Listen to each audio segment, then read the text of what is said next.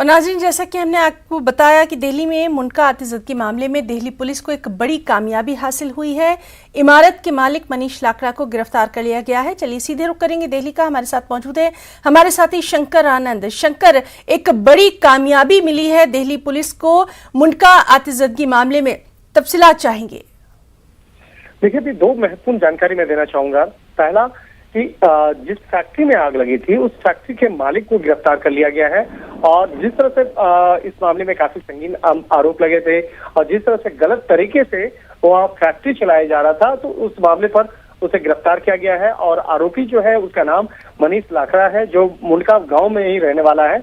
और जिस तरह से वो पिछले कुछ दिनों से फरार था, लिखा जाए इस मामले पर दिल्ली पुलिस की जो आउटर जिला पुलिस है उसने इस मामले पे कार्रवाई करते हुए कई लोकेशन पर छापेमारी करने के दौरान मनीष लाकड़ा को गिरफ्तार कर लिया है और गिरफ्तार करने के बाद आज उसे कोर्ट में पेश किया जाएगा। इसके साथ ही एक और महत्वपूर्ण जानकारी मैं देना चाहूंगा कि जिस तरह से वहां पर कई लोगों का जो बॉडी मिला था और कई लोगों का जो वहां पे जले हुए अवशेष मिले थे, उसके बॉडी के जले हुए अवशेष मिले थे, जिसको पहचान कर पाना बहुत मुश्किल है। लिहाजा इस बात को ध्यान में रखते हुए जो मानव अवशेष है उसके डीएनए प्रोफाइलिंग और फॉरेंसिक जांच के लिए पुलिस ने एफएसएल को वो तमाम जो अवशेष है उसको सौंप दिया गया है।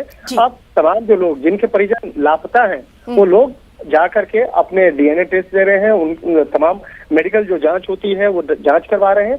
अब उस अवशेष के आधार पर और डीएनए के मैचिंग के आधार पर आगे तफ्तीश किया जाएगा कि जो जले हुए वहाँ अवशेष पड़े हुए थे उस फैक्ट्री के अंदर में, तो वो किसका है, क्योंकि अभी तक बहुत सारे लोगों की पहचान ही नहीं हो पाई है। जो जिनका वहां पर जो थे उस फैक्ट्री में, अब जो जलकर खाक हो गए, तो अब उनकी तमाम जो अवशेष के आधार पर डीएनए प्रोफाइलिंग। जी, तो काफी अहम जानकारी आपने हमारे नाज़रीन तक पहुंचाई है। बहुत बहुत शुक्रिया शंकर आपका तमाम तर तफसीलात के लिए।